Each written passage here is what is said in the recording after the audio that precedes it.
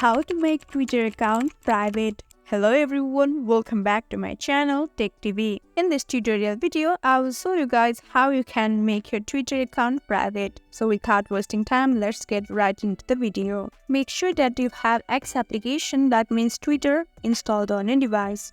Now open your X application and click on your profile at the top left corner. Once you appear on this page, click on the settings and support. Again, press on settings and privacy. With that, you will be appeared on your Twitter account settings.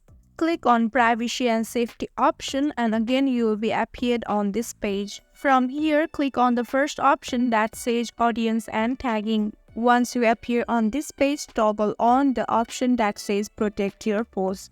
So with that, your Twitter account will be private. I hope this tutorial helped you. Don't forget to drop a like and subscribe to my channel. We'll meet you on next video. Till then, stay tuned. Bye-bye.